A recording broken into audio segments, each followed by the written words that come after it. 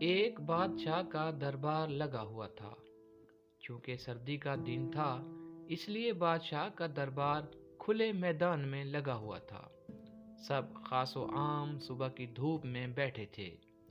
بادشاہ کے تخت کے سامنے ایک میز تھی اور اس پر کچھ قیمتی اشیاء رکھی تھی۔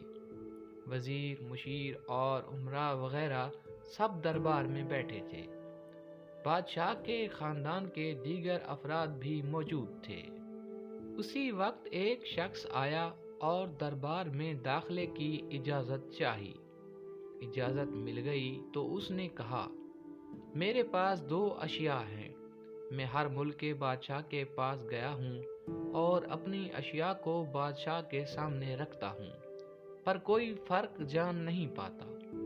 تمام ہار چکے ہیں اور میں یہ ہمیشہ کامران و کامیاب ہو کر لوٹتا ہوں۔ اب آپ کے ملک میں آیا ہوں۔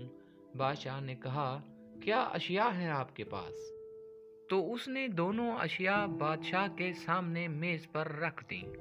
وہ دونوں اشیاء دکھنے میں بالکل ایک جیسی جسامت، یکساں رنگ، یکساں چمک، گویا کہ یہ دونوں اشیاء ایک دوسرے کی نقل محسوس ہوتی تھی۔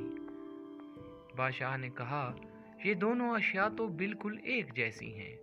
تو اس شخص نے کہا، جی ہاں، دکھائی تو ایک سی ہی دیتی ہیں، لیکن یہ دونوں ہیں مختلف۔ ان میں سے ایک ہے بہت قیمتی ہیرا اور ایک ہے شیشہ۔ بظاہر یہ دونوں ایک سے ہیں۔ کوئی آج تک یہ نہیں جان سکا کہ کون سا ہیرا ہے اور کون سا شیشہ۔ کوئی جانچ کر بتائے کہ ان میں سے ہیرا کون سا ہے اور کون سا شیشہ۔ اگر کوئی صحیح پہچان گیا اور میں ہار گیا تو یہ قیمتی ہیرا آپ کا ہو جائے گا، لیکن شرط یہ ہے کہ اگر کوئی پہچان نہیں پایا تو اس ہیرے کی جو قیمت ہے اتنی رقم آپ کو مجھے بطور انعام دینا ہوگی۔ اسی طرح میں کئی ممالک سے جیت کر آیا ہوں۔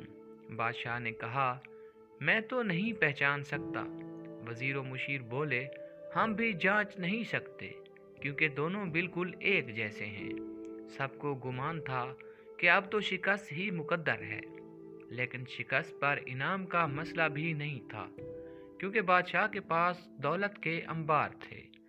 بادشاہ کی عزت کا مسئلہ تھا، کیونکہ تمام عالم میں یہ مشہور تھا کہ بادشاہ اور اس کی رعایا بہت ہی ذہین ہے، اور اس طرح ان کی سبکی ہوتی۔ کوئی شخص بھی نہیں پہچان پا رہا تھا۔ آخر کار تھوڑی سی ہلچل ہوئی۔ ایک نابینا شخص ہاتھ میں لاٹھی لے کر اٹھا۔ اس نے کہا، مجھے بادشاہ کے پاس لے چلو۔ میں نے تمام باتیں سنی ہیں اور یہ بھی سنا ہے کہ کوئی پہچان نہیں پا رہا۔ ایک موقع مجھے بھی دیں۔ ایک آدمی کے سہارے وہ بادشاہ کے پاس پہنچا۔ اس نے بادشاہ سے درخواست کی۔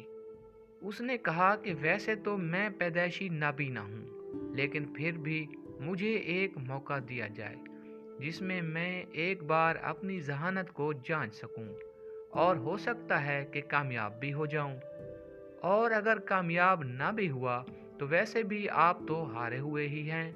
بادشاہ کو محسوس ہوا کہ اسے موقع دینے میں کیا حرج ہے۔ بادشاہ نے کہا کہ ٹھیک ہے۔ اس نابینا شخص کو دونوں چیزیں چھونے کے لیے دے دی گئیں اور پوچھا گیا کہ اس میں کون سا ہیرا ہے اور کون سا شیشہ۔ یہی آپ کو معلوم کرنا ہے۔ اس آدمی نے ایک لمحے میں کہہ دیا کہ یہ ہیرا ہے اور یہ شیشہ۔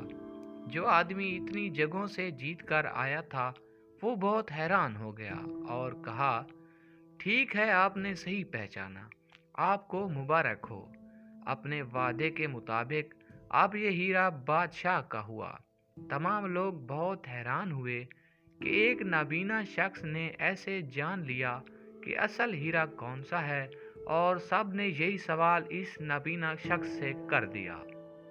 اس نابینا شخص نے کہا کہ سیدھی سی بات ہے، دھوپ میں ہم سب بیٹھے ہیں، میں نے دونوں کو چھو کر محسوس کیا۔ جو ٹھنڈا رہا وہ ہیرا، اور جو گرم ہو گیا وہ شیشہ۔